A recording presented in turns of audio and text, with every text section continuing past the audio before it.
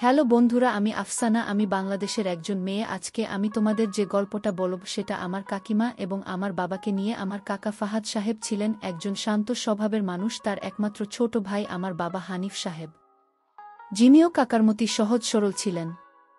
পারিবারিক বন্ধন আমাদের এতটাই দৃঢ় ছিল যে আউটসাইডাররা প্রায়শই আমাদের পরিবারকে আদর্শ হিসেবে গণ্য করত। এই গল্পের মূল চরিত্র আমার কাকিমা মেহেরিন, যিনি আমাদের পরিবারে এসেছিলেন এক ঝলক তাজা বাতাসের মতো।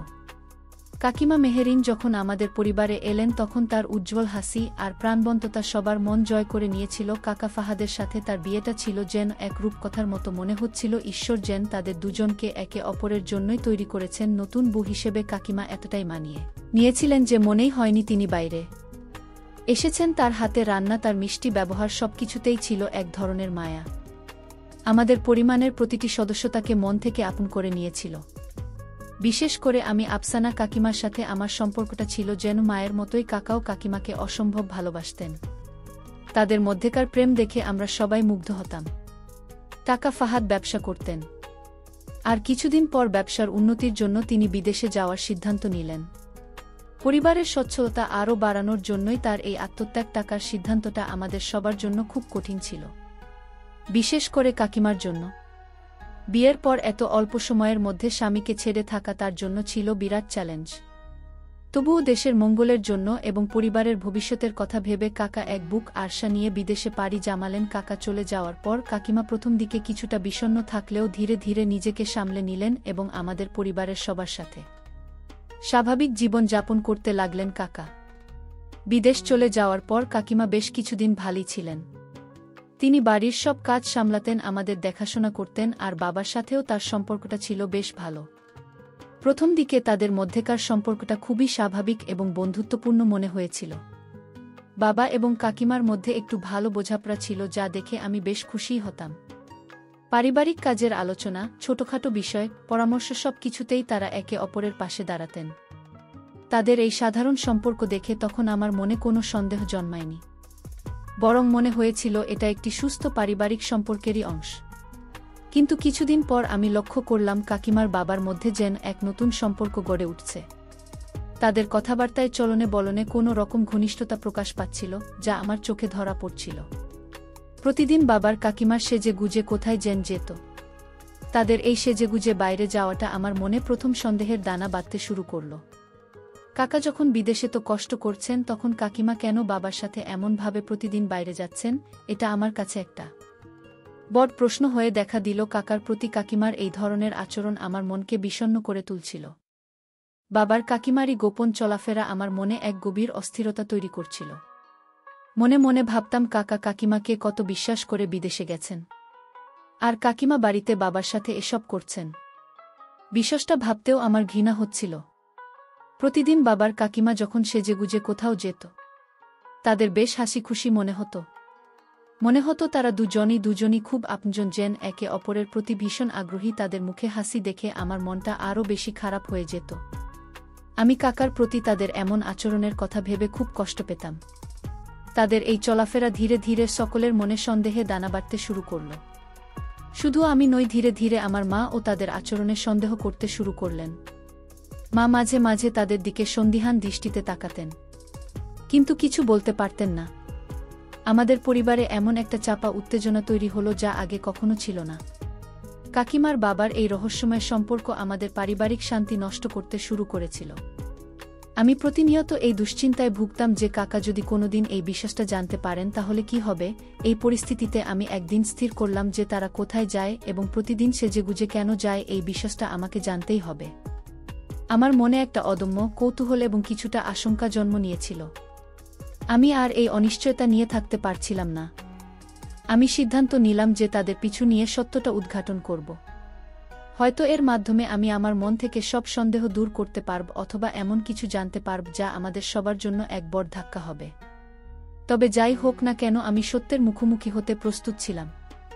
কাকিমার বাবা যখন সেজেগুজে দুজন একসাথে বের হয়ে গেলেন, আমি তাদের ছদ্মবেশে পিছু নিলাম। আমার হৃৎপিণ্ড দ্রুত লাফাচ্ছিল, এক অদ্ভুত ভয় আর কৌতূহল আমাকে তাড়া করছিল। মনে হচ্ছিল যেন এক অজানার সত্যের মুখোমুখি হতে চলেছি, যা আমার ধারণার চেয়েও অনেক বড় কিছু হতে পারে। তাদের এই নীরব যাত্রাপথ যেন আমার মনে আরও বেশি প্রশ্ন তৈরি করছে। তারা শহরের পরিচিত রাস্তাগুলো ছেড়ে জনবসতি পেরিয়ে ধীরে ধীরে এক অচেনা পথের দিকে এগোতে লাগল। তারা শহরের কোলাহল ছেড়ে ক্রমশ গ্রামের মিঠো পথ ধরে হাঁটতে শুরু করলেন।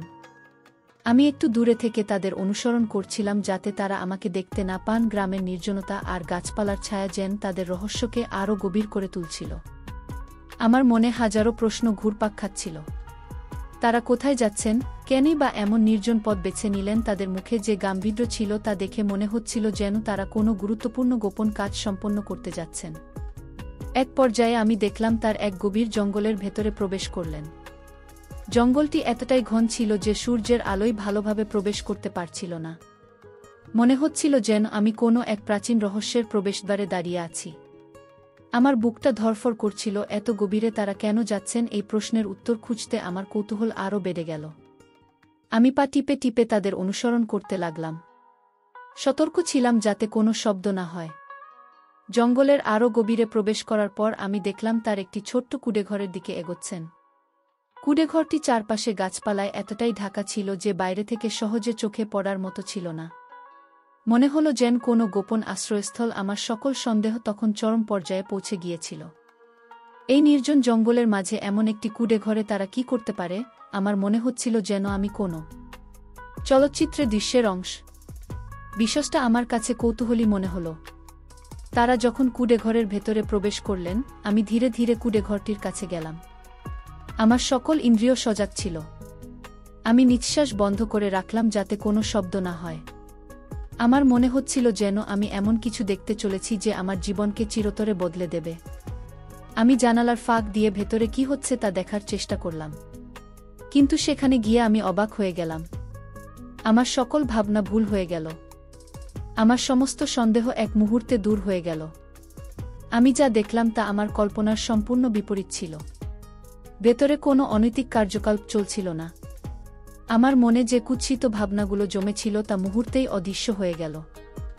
যা দেখলাম তা আমাকে এক অন্যরকম অনুভূতি দিল। তারা সেখানে সেই কুঁড়েঘরে এক দরবেশ বাবার কাছ থেকে। তারা দুজনেই আধ্যাত্মিক বিদ্যা লাভ করার জন্যই যেত। গাজী বাবা ছিলেন একজন প্রখ্যাত সাধক যিনি আধ্যাত্মিক জ্ঞান প্রদান করতেন। তারা মেঝেতে বসে গাজী বাবার কথা অত্যন্ত মনোযোগ দিয়ে শুনছিলেন। তাদের চোখে ছিল শ্রদ্ধা আর ভক্তি। তারা কোনো গোপন অভিসারে যাননি, বরং আত্মিক শান্তির সন্ধানে গিয়েছিল। তাদের মুখে ছিল পরম প্রশান্তি। তারা খুবই ধার্মিক ছিল। আর আমি তাদের কতই না ভুল বুঝেছিলাম। আমার নিজের উপরই তখন ভীষণ রাগ হচ্ছিল। সামান্য কিছু দেখে না জেনেই আমি কত বড় একটা ভুল ধারণার জন্ম দিয়েছিলাম। আসলে ভুল থেকে অনেক সময় অনেক বড় ধরনের ক্ষতি হয়ে যায়। ভুল ধারণার কারণে মানুষ ও মানুষের মধ্যে চরম পর্যায়ের বিভেদ সৃষ্টি হয়, যার ফলাফল খুব ভয়াবহ হয়ে থাকে। আমি দ্রুত সেখান থেকে চলে এলাম। আমার মনটা তখন অনুশোচনায় ভুলে গিয়েছিল। আমি বুঝতে পারছিলাম আমি কত বড় ভুল করতে চলেছিলাম। সেদিন জঙ্গল থেকে বাড়ি ফেরার পথে আমার মনের মধ্যে এক অদ্ভুত ঝড় বইছিল। একদিকে ছিল নিজের ভুল বোঝার যন্ত্রণা, আরেকদিকে ছিল বাবা আর কাকিমার প্রতি এক গভীর শ্রদ্ধা। তাদের নির্দোষিতা প্রমাণ হওয়ায় আমার মনটা হালকা হয়েছিল, কিন্তু একই সাথে নিজের অবিবেচক চিন্তাভাবনার জন্য ভীষণ লজ্জিত ছিলাম। সেদিন আকাশের চাঁদটাও যেন আমার দিকে তিরস্কারে দৃষ্টিতে তাকিয়েছিল। আমি প্রতিজ্ঞা করলাম এই ভুলের পুনরাবৃত্তি যেন আর কখনো না হয়। বাড়িতে ফিরে আসার পর আমি কেমন যেন চুপচাপ হয়ে গিয়েছিলাম। মা আমার এই পরিবর্তন লক্ষ্য করলেন এবং আমাকে জিজ্ঞেস করলেন, কি হয়েছে আফসানা, তোর মুখটা এমন মলিন লাগছে কেন? আমি তখন মাকে সব খুলে বলার সাহস পাচ্ছিলাম না, কারণ আমার ভুলের কারণে মা ও বাবা কাকিমা সম্পর্কে ভুল ধারণা পোষণ করছিলেন।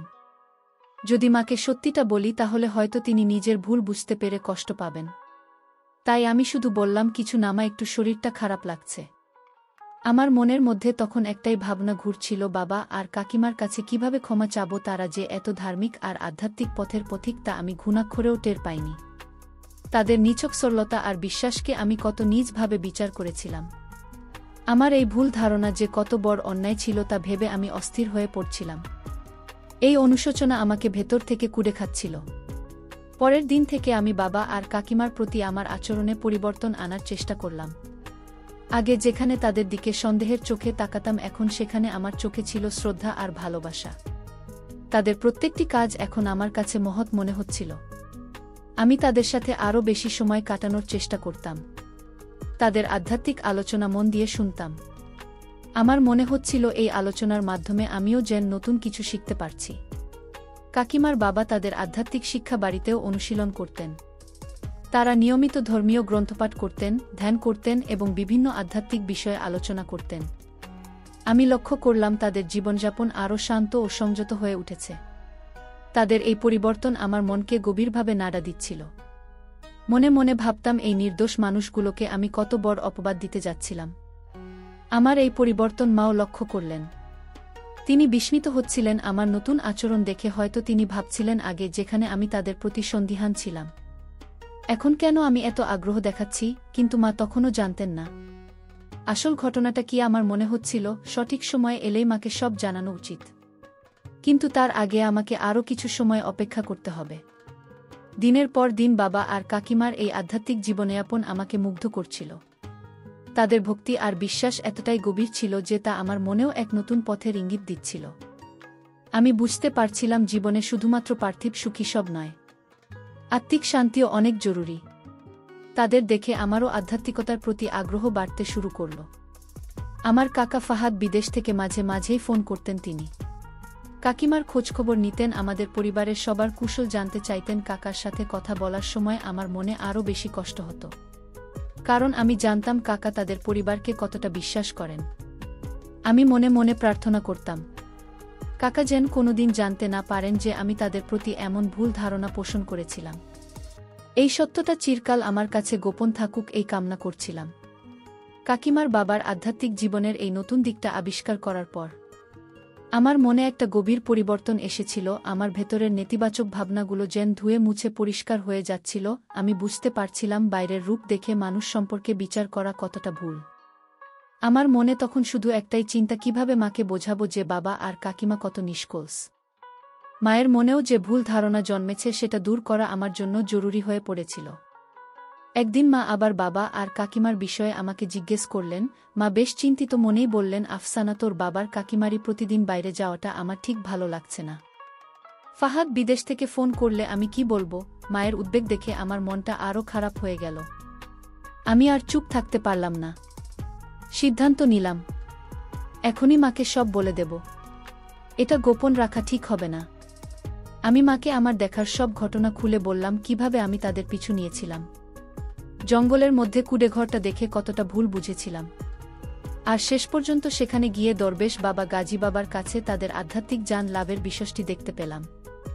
সবকিছু বিস্তারিতভাবে মাকে জানালাম। মা প্রথমে আমার কথা শুনে অবাক হয়েছিলেন, তার চোখে মুখে অবিশ্বাস স্পষ্ট ছিল। তিনি কিছুক্ষণ চুপ করে রইলেন, যেন আমার কথাগুলো মেলাতে চেষ্টা করছিলেন। আমার কথা শেষ হওয়ার পর মা ধীর কণ্ঠে বললেন, সত্যি বলছি সাফসানা, আমি বিশ্বাস করতে পারছি না আমরা এত বড় ভুল বুঝেছিলাম। মায়ের চোখে তখন অনুশোচনার ছাপ স্পষ্ট। তিনি কিছুক্ষণ পর আমার দিকে তাকিয়ে বললেন, আমাদের কত বড় অন্যায় হয়ে গেছে রে। নির্দোষ মানুষগুলোকে আমরা কত কষ্ট দিয়েছি নিজেদের সন্দেহের কারণে। মায়ের কণ্ঠে এক গভীর আফসোস ছিল যা আমাকেও ব্যথিত করে তুলল। মার সঙ্গে সঙ্গে বাবা আর কাকিমার কাছে গিয়ে তাদের কাছে ক্ষমা চাইলেন। মায়ের চোখে জল ছিল। তিনি বললেন, মেহেরিন, হানিফ, তোমরা আমাদের ক্ষমা করে দিও। আমরা তোমাদের ভুল বুঝেছিলাম। তোমাদের পবিত্রতাকে আমরা নিজেদের নোংরা চিন্তাভাবনা দিয়ে কলুষিত করেছিলাম। বাবার কাকিমা প্রথমে কিছুটা বিস্মিত হলেও পরে পরিস্থিতি বুঝতে পারলেন এবং মাকে সান্ত্বনা দিলেন। তারা বললেন, মানুষ ভুল করে, এতে কোনো দোষ নেই। আসল কথা হলো, ভুল বুঝতে পারা পরিবারের মধ্যে যে একটা চাপা অস্বস্তি ছিল তা যেন মুহূর্তেই দূর হয়ে গেল। মা বাবার কাকিমার সম্পর্ক আবার আগের মতো স্বাভাবিক এবং সুন্দর হয়ে উঠল, বরং বলা যায় আগের থেকেও বেশি দৃঢ় হল। এই ঘটনার পর আমাদের পরিবারে এক নতুন শান্তি ফিরে এল। আমরা সবাই মিলেমিশে আরও বেশি আধ্যাত্মিকতার দিকে ঝুঁকতে শুরু করলাম। বাবা আর কাকিমার দেখানো পথ যেন আমাদের সবার জন্য এক নতুন দিশা উন্মোচন করেছিল। এই ঘটনার পর থেকে আমি বাবার কাকিমার আধ্যাত্মিক আলোচনায় আরও বেশি আগ্রহী হয়ে উঠলাম। তাদের দেখাদেখি আমিও ধর্মীয় গ্রন্থপাঠে মনোযোগী হলাম এবং গাজী বাবার কাছ থেকে জ্ঞান লাভের গুরুত্ব বুঝতে পারলাম। আমাদের পারিবারিক সান্ধ্য আড্ডায় এখন ধর্মীয় আলোচনা, আধ্যাত্মিক দর্শন এবং মানব সেবার গুরুত্ব নিয়ে কথা হতো। আমার মনে হতো এই ভুল বোঝাবুঝি হয়তো আমাদের পরিবারের জন্য একটা আশীর্বাদ হয়ে এসেছিল। কাকা ফাহাদ যখন বিদেশ থেকে ফোন করতেন তখন আমাদের বাড়ি থেকে এখন আর কোনো চাপা উত্তেজনা বা অস্বস্তির সুর পাওয়া যেত না, বরং আমরা সবাই কাকার সাথে হাসি মুখে কথা বলতাম। কাকিমা ও কাকার সাথে তারা আধ্যাত্মিক উন্নতির কথা শেয়ার করতেন, যা শুনে কাকা খুব খুশি হতেন। তিনি বুঝতে পারতেন যে তার অনুপস্থিতিতেও কাকিমা কত সুন্দরভাবে জীবনযাপন করছে এবং আত্মিক উন্নতি সাধনে সচেষ্ট আছেন। আমাদের এই সম্পূর্ণ ভুল বোঝাবুঝির ঘটনাটা যেন একটা শিক্ষা দিয়ে গেল। শিখলাম যে না জেনে বা না বুঝে কাউকে বিচার করা কতটা বিপজ্জনক হতে পারে। ভুল ধারণা সমাজে কতটা বিভেদ তৈরি করতে পারে তার এক জ্বলজ্যান্ত উদাহরণ ছিল এই ঘটনা। এই অভিজ্ঞতা আমাদের পরিবারকে আরও বেশি শক্তিশালী এবং বিশ্বাসী করে তুলল। আমরা বুঝতে পারলাম যে মনের স্বচ্ছতা এবং অন্যের প্রতি আস্থা কতটা জরুরি। আমাদের পরিবারের সেই ভুল বোঝাবুঝির কালো মেঘ কেটে যাবার পর নতুন সূর্যোদয় হয়েছিল, সম্পর্কগুলো আরও মজবুত হল, আর সবার মনেই একটা অনাবিল শান্তি ফিরে এল। আমি নিজে অনেক হালকা অনুভব করছিলাম, কারণ আমার মনের বোঝাটা নেমে গিয়েছিল। বাবা মার কাকিমা আমাদের তিনজনের সম্পর্ক এখন ছিল আরও গভীর, আরও শ্রদ্ধাপূর্ণ। মনে হচ্ছিল এই ঘটনায় যেন আমাদের আরও কাছাকাছি নিয়ে এসেছে। আমার জীবনের প্রতি দৃষ্টিভঙ্গিও বদলে গিয়েছিল। আগে যেখানে বাইরে চাকচিক্য বা জাগতিক বিষয় নিয়ে বেশি ভাবতাম, এখন সেখানে আধ্যাত্মিকতা আর ভেতরের শান্তিকেই প্রাধান্য দিতাম। বাবার কাকিমার আধ্যাত্মিক জীবনযাপন আমাকে এতটাই প্রভাবিত করেছিল যে আমিও গাজী বাবার কাছে যাওয়ার আগ্রহ প্রকাশ করলাম। তাদের পথ অনুসরণ করে আমিও যেন এক নতুন আলোর দিশা খুঁজে পাচ্ছিলাম। একদিন আমি বাবার কাকিমাকে বললাম, আমিও কি তোমাদের সাথে গাজী বাবার কাছে যেতে পারি? আমার কথায় তারা দুজনেই খুব খুশি হলেন। কাকিমা হাসি মুখে বললেন, অবশ্যই, কেন নয়। আধ্যাত্ম জ্ঞান অর্জনের পর সবার জন্য খোলা। বাবার চোখেও ছিল আনন্দের ঝিলিক। আমার এই আগ্রহ দেখে তারা দুজনেই উৎসাহিত হলেন, আর আমি নতুন এক অভিজ্ঞতার জন্য মানসিকভাবে প্রস্তুতি নিতে শুরু করলাম। পরের দিন বাবা কাকিমার আমি তিনজন একসাথে গাজী বাবার কুঁড়েঘরের দিকে রওনা হলাম। এবার আমার মানে কোনো ভয় বা সন্দেহ ছিল না, ছিল শুধু এক গভীর ভক্তি আর জানার আগ্রহ। জঙ্গলের পথটা এবার আর নির্জন মনে হচ্ছিল না, বরং মনে হচ্ছিল যেন এক পবিত্র স্থানের দিকে এগিয়ে যাচ্ছি। পাখির কিচির মিচির আর গাছের পাতার মর্মর শব্দ যেন আমার মনে এক অন্যরকম সুর তৈরি করছিল। গাজী বাবার কুঁড়েঘরে পৌঁছে আমি অবাক হয়ে গেলাম। সেখানে শুধু বাবা আর কাকিমা নন, আরও অনেক মানুষ এসেছিলেন আধ্যাত্মিক জ্ঞান লাভের জন্য। বিভিন্ন বয়সের নারী পুরুষ নির্বিশেষে সবাই বসেছিলেন দরবেশ বাবার কথা শোনার জন্য। তাদের সবার চোখে মুখে ছিল এক অদ্ভুত প্রশান্তি আর শ্রদ্ধার ছাপ। এই পরিবেশটা আমার মনকে আরও বেশি শান্ত করে তুলল। গাজী বাবা এক জীর্ণ মাদুরে বসেছিলেন, তার চোখে মুখে ছিল এক গভীর জ্ঞান আর শান্ত প্রতিচ্ছবি। তার কণ্ঠস্বর ছিল অত্যন্ত গম্ভীর, কিন্তু তার কথাগুলো ছিল সরল আর সহজবদ্ধ। তিনি জীবন, ধর্ম, মানবতা আর আধ্যাত্মিকতা নিয়ে আলোচনা করছিলেন। তার প্রতিটি কথা যেন আমার অন্তরে প্রবেশ করছিল আর আমার ভেতরের সবকিছুকে আলোকিত করছিল। তার উপদেশগুলো জীবনের জটিলতাকে সহজ করে তুলেছিল। আমি মন দিয়ে তার কথা শুনলাম। তিনি বললেন, জীবন মানে শুধু ভোগ নয়, জীবন মানে ত্যাগ ও আত্মিক শান্তি, প্রকৃত সুখের চাবিকাঠি। তার কথাগুলো শুনে আমার মনে হলো আমি যেন এতদিন অন্ধকারে ছিলাম আর এখন আলো দেখতে পাচ্ছি। আমার মনে যে সকল প্রশ্ন ছিল তার যেন একে একে উত্তর মিলছিল। এই আধ্যাত্মিক পরিবেশে বসে আমি এক অদ্ভুত প্রশান্তি অনুভব করলাম। গাজী বাবার সান্নিধ্যে কাটানো সেই সময়টা আমার জীবনের অন্যতম সেরা অভিজ্ঞতা ছিল। আমি বুঝতে পারলাম মানুষ যখন নিজের ভেতরের আলো খুঁজতে শুরু করে তখন বাইরের জগৎ অনেক তুচ্ছ মনে হয়। কাকিমা আর বাবার প্রতি আমার শ্রদ্ধাবোধ আরও বেড়ে গিয়েছিল, কারণ তারাই আমাকে এই নতুন পথ দেখিয়েছিলেন। আমি মনে মনে প্রতিজ্ঞা করলাম, এই আধ্যাত্মিক যাত্রা আমি আর কখনো থামাব না। গাজী বাবার কাছ থেকে আধ্যাত্মিক জ্ঞান লাভ করে বাড়ি ফেরার পথে আমার মনটা ছিল সম্পূর্ণ নতুন এক উপলব্ধিতে ভরা। বাইরের পৃথিবীর কোলাহল যেন আমার কানে পৌঁছাচ্ছিল না। আমি শুধু আমার ভেতরের শান্তি আর নতুন চিন্তাভাবনা নিয়েই মগ্ন ছিলাম। বাবা আর কাকিমাও খুব খুশি ছিলেন, তাদের মুখে ছিল নির্মল হাসি। এই নতুন অভিজ্ঞতা আমাদের তিনজনের সম্পর্ককে যেন আরও এক নতুন মাত্রায় নিয়ে গিয়েছিল। সেই দিন থেকে বাবা, কাকিমা এবং আমি নিয়মিত গাজী বাবার কাছে যেতে শুরু করলাম। প্রতিবারই আমরা নতুন কিছু শিখতাম, নতুন করে নিজেদের চিনতে পারতাম। গাজী বাবার উপদেশগুলো আমাদের দৈনন্দিন জীবনে এক অসাধারণ প্রভাব ফেলছিল। আমাদের পরিবারে একটা নতুন আধ্যাত্মিক পরিবেশ তৈরি হয়েছিল, যেখানে সবাই শান্তি আর সততার পথে চলতে অনুপ্রাণিত হতাম। আমার মায়ের পরিবর্তনটাও ছিল লক্ষণীয়। আগে যেখানে তিনি কিছুটা অস্থির থাকতেন, এখন তিনি অনেক শান্ত হয়ে উঠেছিলেন। বাবা, কাকিমা আর আমার আধ্যাত্মিক যাত্রায় তিনি সম্পূর্ণ সমর্থন দিতেন এবং নিজেও মাঝে মাঝে আমাদের সাথে গাজী বাবার কাছে যেতেন। তার চোখে মুখেও এক ধরনের প্রশান্তি ফুটে উঠছিল, যা দেখে আমি খুব আনন্দ পেতাম। আমাদের পরিবারের ছোটখাটো মতপার্থক্যগুলো এখন খুব সহজেই মিটে যেত। আমাদের বাড়িতে এখন নিয়মিত আধ্যাত্মিক বই পড়া হতো। বাবা, কাকিমা এবং আমি মাঝে মাঝে একসঙ্গে বসে ধর্মীয় আলোচনাও করতাম। কাকা ফাহাদ বিদেশ থেকে ফোন করলে আমরা তাকেও আমাদের নতুন অভিজ্ঞতার কথা জানতাম। তিনি প্রথমে কিছুটা অবাক হলেও আমাদের পরিবর্তন দেখে বেশ খুশি হতেন। তিনি বুঝতে পারছিলেন যে আমরা এক ভালো পথে হাঁটছি। আমার কাকার সাথে কাকিমার সম্পর্ক আরও গভীর হয়েছিল। কাকিমা এখন শুধু কাকার সাথে সাংসারিক কথাই নয়, তাদের আধ্যাত্মিক উন্নতি এবং গাজী বাবার উপদেশ নিয়েও আলোচনা করতেন। কাকা কাকিমার এই পরিবর্তনকে খুব ইতিবাচকভাবে গ্রহণ করেছিলেন। তিনি প্রায়শই কাকিমার প্রশংসা করতেন এবং তাদের আধ্যাত্মিক অগ্রগতির জন্য শুভকামনা জানাতেন। এই ঘটনার পর আমাদের আত্মীয় স্বজনদের মধ্যেও একটা ইতিবাচক প্রভাব পড়েছিল। যারা প্রথম দিকে বাবা আর কাকিমার আচরণের সন্দেহ করেছিলেন, তারাও এখন আমাদের পরিবারের পরিবর্তন দেখে মুগ্ধ হতেন। অনেকেই আমাদের কাছ থেকে আধ্যাত্মিকতার ব্যাপারে জানতে চাইতেন এবং গাজী বাবার খোঁজ নিতেন। আমাদের পরিবার জেন সমাজের জন্য একটা উদাহরণ হয়ে দাঁড়িয়েছিল। আমি বুঝতে পারছিলাম আমাদের এই ভুল বুঝাবুঝি হয়তো একটা বড় পরীক্ষা ছিল, যা আমাদের পরিবারকে আরও শক্তিশালী করেছে। এই ঘটনা আমাদের শিখেছে যে মানুষের বাহ্যিক আচরণ দেখে কাউকে বিচার করা উচিত নয়। ভেতরের রূপটাই আসল, আর সেটাই মানুষকে সৎ এবং সুন্দর করে তোলে। আমাদের সবার মনেই এখন অন্যের প্রতি শ্রদ্ধা আর ভালোবাসার এক নতুন ধারণা জন্ম নিয়েছিল। দিনের পর দিন আমাদের আধ্যাত্মিক যাত্রা আমাদের জীবনকে আরও অর্থবহ করে তুলছিল। আমি অনুভব করছিলাম আমাদের পরিবারে এখন এক অটুট শান্তি বিরাজ করছে। এই শান্তি শুধু আমাদের ব্যক্তিগত জীবনে সীমাবদ্ধ ছিল না, বরং আমাদের আশেপাশে সবার মধ্যেও ছড়িয়ে পড়ছে। আমরা সবাই এখন এক নতুন আলোর পথে হাঁটছিলাম, যা আমাদের জীবনকে আলোকিত করছিল। প্রতিনিয়ত আমাদের জীবনে যে ভুল বোঝাবুঝিটা একটা বড় ধাক্কা দিয়েছিল, সেটাই শেষ পর্যন্ত আমাদের জন্য আশীর্বাদ হয়ে এসেছিল।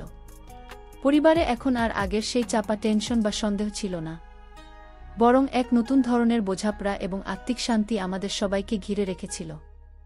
আমি নিজেও নিজের ভুল থেকে অনেক কিছু শিখেছিলাম, যা আমাকে একজন ভালো মানুষ হিসেবে গড়ে উঠতে সাহায্য করছিল।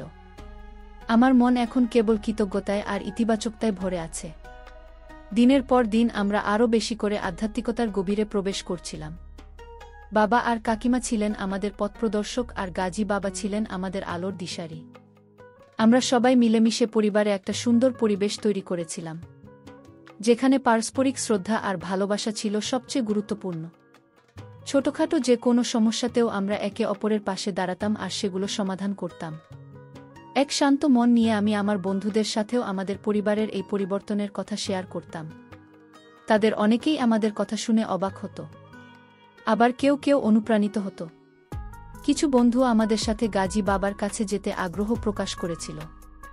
আমরা তাদের উৎসাহিত করতাম, কারণ আমরা বিশ্বাস করতাম এই আধ্যাত্মিক পথ সবার জন্যই মঙ্গলজনক। জ্ঞান বিতরণের মাধ্যমে অন্যদের জীবনেও যেন ইতিবাচক প্রভাব পড়ে, এই আমাদের চাওয়া ছিল।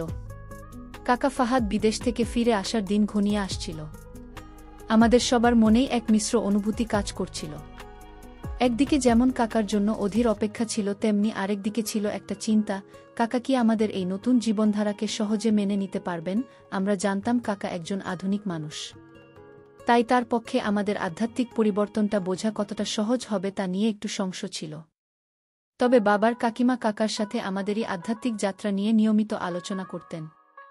তারা কাকার কাছে গাজী বাবার উপদেশ, আত্মিক শান্তি এবং জীবনের প্রকৃত অর্থ সম্পর্কে ব্যাখ্যা করতেন। তারা বোঝাতেন যে এই পরিবর্তনগুলো আমাদের জীবনকে আরও সুন্দর আর অর্থপূর্ণ করেছে। আর এটা কোনো অন্ধ বিশ্বাস নয়, বরং মনের শান্তি আর ইতিবাচকতার এক নতুন পথ। কাকাও তাদের কথা মনোযোগ দিয়ে শুনতেন। তার কণ্ঠস্বরে কিছুটা কৌতূহল থাকলেও কোনো বিরক্তি ছিল না। তিনি আমাদের পরিবারের প্রতিটি সদস্যের ইতিবাচক পরিবর্তন লক্ষ্য করছিলেন। যখন তিনি জানতে পারলেন যে আমি নিজেও আধ্যাত্মিক পথে হাঁটছি, তখন তিনি আরও আশ্বস্ত হলেন। তার মনেও যেন এক নতুন আশার আলো জ্বলে উঠল। এক ভিন্ন উপলব্ধি দ্বার উন্মোচিত হল। শেষ পর্যন্ত সেই দিনটি এল যেদিন কাকা ফাহাদ দেশে ফিরলেন। আমরা সবাই বিমানবন্দরে তাকে স্বাগত জানাতে গিয়েছিলাম। কাকার চোখে মুখে ছিল দীর্ঘ ভ্রমণের ক্লান্তি, কিন্তু আমাদের দেখে তার মুখে ফুটে উঠল এক নির্মল হাসি। তিনি আমাদের সবাইকে বুকে জড়িয়ে ধরলেন, আর আমরা অনুভব করলাম এক পরিবারের অটুট বন্ধন। আমি লক্ষ্য করলাম কাকার চোখে এখন আর আগের সেই কঠিন বা সংশয়ের দৃষ্টি নেই। বাড়িতে ফিরে আসার পর কাকা আমাদের পরিবারের এই নতুন পরিবেশ দেখে কিছুটা বিস্মিত হলেন। আমাদের সবার মুখে ছিল এক ধরনের প্রশান্তি যা তিনি হয়তো আগে দেখেননি। কাকা অনুভব করতে পারছিলেন যে এই বাড়িতে এক ইতিবাচক শক্তি বিরাজ করছে, যা সবার মনকে শান্ত আর আনন্দময় করে তুলেছে। তার নিজের মনেও এক অদ্ভুত শান্তি নেমে এল। দীর্ঘদিনের ক্লান্তি দূর হয়ে গেল। কাকা ফাহাদ বাড়িতে ফিরে আসার পর সবকিছু যেন নতুন করে প্রাণ পেল। তার মুখে হাসি, আর আমাদের চোখে ছিল আনন্দ। তবে সবচেয়ে বড় পরিবর্তনটা ছিল কাকার মনের ভিতর। আমাদের পরিবারে এই আধ্যাত্মিক পরিবেশ তাকে গভীরভাবে প্রভাবিত করেছিল। তিনি লক্ষ্য করছিলেন আমাদের সবার মধ্যে এক অদ্ভুত শান্তি আর ইতিবাচকতা যা আগে কখনো ছিল না। কাকিমার বাবা তাকে সবটা খুলে বললেন, কিভাবে তারা গাজী বাবার কাছে যেতেন, আধ্যাত্মিক জ্ঞান লাভ করতেন, আর কিভাবে এই জ্ঞান আমাদের জীবনকে বদলে দিয়েছে। কাকা মনোযোগ দিয়ে সব শুনলেন। তার চোখে কোনো অবিশ্বাস ছিল না, বরং ছিল এক গভীর কৌতূহল। তিনি বললেন, আমি বুঝতে পারছি তোমরা এক সুন্দর পথের দিশা পেয়েছ। আমি যখন বিদেশে ছিলাম তখন তোমাদের পরিবর্তনগুলো ফোনের মাধ্যমে কিছুটা অনুভব করেছিলাম, কিন্তু এখন নিজের চোখে দেখে আমি সত্যিই অভিভূত। কাকার কথায় আমাদের সবার মন ভরে গেল। তিনি আমাদের এই আধ্যাত্মিক যাত্রায় সম্পূর্ণ সমর্থন জানালেন এবং নিজেও আগ্রহী হলেন এই পথের পথিক হতে। পরের দিন থেকে কাকাও আমাদের সাথে গাজী বাবার কাছে যেতে শুরু করলেন। প্রথম দিকে তার মনে কিছু প্রশ্ন থাকলেও গাজী বাবার গানগর্ব আলোচনা শুনে তার সব সংশয় দূর হয়ে গেল। কাকা অনুভব করতে পারছিলেন যে আর্থিক শান্তি জীবনের আসল লক্ষ্য, আর জাগতিক সুখ ক্ষণস্থায়ী। তিনি ধীরে ধীরে আধ্যাত্মিকতার গভীরে প্রবেশ করতে শুরু করলেন, আর তার জীবনেও এক নতুন পরিবর্তন আসতে শুরু করল। আমাদের পরিবারে এখন এক অসাধারণ পরিবেশ বিরাজ করছিল। বাবা, মা, কাকা, কাকিমা এবং আমরা সবাই মিলেমিশে এক আধ্যাত্মিক জীবনযাপন শুরু করেছিলাম। আমাদের বাড়িতে এখন নিয়মিত ধর্মীয় আলোচনা, ধ্যান এবং মানব সেবার কথা হতো। আমরা বুঝতে পারছিলাম যে ভুল বোঝাবুঝি থেকে শুরু হওয়া একটা ঘটনা কেমন করে একটা পরিবারকে সঠিক পথের দিশা দেখাতে পারে। আমাদের এই ঘটনা সমাজের অনেক মানুষের কাছেই শিক্ষণীয় হয়ে উঠেছিল। অনেকেই আমাদের দেখে অনুপ্রাণিত হচ্ছিলেন এবং আধ্যাত্মিকতা দেখে ঝুঁকছিলেন। আমরা বুঝতে পারছিলাম যে ভুল ধারণার কারণে যে বিভেদ তৈরি হয় তা দূর করতে পারলে সম্পর্ক আরও মজবুত হয় এবং জীবনে আসে অনাবিল শান্তি। আমাদের পরিবার এখন শুধু আমাদের নিজেদের জন্য নয়, অন্যদের জন্য এক অনুপ্রেরণার উৎস হয়ে উঠেছিল। আজ আমরা যখন পেছন ফিরে তাকাই তখন মনে হয় সেই সন্দেহ, সেই অস্থিরতা সবকিছুই যেন একটা পরীক্ষার অংশ ছিল। সেই পরীক্ষার ফলস্বরূপ আমরা পেয়েছি এক নতুন জীবন, এক নতুন উপলব্ধি। কাকিমা মেহরিন, যিনি এক সময় আমার ভুল ধারণার শিকার হয়েছিলেন, তিনি আজ আমাদের পরিবারের আধ্যাত্মিকতার প্রতীক। তার দেখানো পথেই আমরা সবাই খুঁজে পেয়েছি জীবনের আসল অর্থ। আমাদের গল্পটা হয়তো অনেকের জন্যই একটা বার্তা নিয়ে আসবে। জীবনে চলার পথে অনেক ভুল বোঝাবুঝি আসতে পারে, কিন্তু সেগুলোকে ভয় না পেয়ে সত্যের অনুসন্ধান করা উচিত, কারণ সত্যই পারে সব বিভেদ দূর করতে এবং মানুষের মধ্যে ভালোবাসার সেতুবন্ধন তৈরি করতে। আর এই ভালোবাসা, বিশ্বাস আর শ্রদ্ধা দিয়েই আমরা গড়ে তুলতে পারি এক সুন্দর সমাজ। তাই বন্ধুরা, জীবনে কখনো না জেনে বা না বুঝে কাউকে বিচার করা উচিত নয়। বাইরের রূপ দেখে মানুষের ভেতরের রূপ বোঝা অসম্ভব। অনেক সময় আমাদের ভুল ধারণাগুলোই মানুষের মধ্যে বিভেদ সৃষ্টি করে এবং সম্পর্কগুলোকে দুর্বল করে তোলে। কিন্তু যখন আমরা সত্যকে জানতে পারি এবং নিজেদের ভুল স্বীকার করি, তখন সম্পর্কগুলো আরও মজবুত হয় এবং জীবনে আসে অনাবিল শান্তি। আধ্যাত্মিকতা এবং সত্যের পথে হাঁটার মাধ্যমে মানুষ তার ভুল বুঝতে পারে এবং সঠিক পথে ফিরে আসতে পারে, যা কেবল ব্যক্তিগত জীবন নয়, পারিবারিক ও সামাজিক জীবনেও ইতিবাচক পরিবর্তন নিয়ে আসে।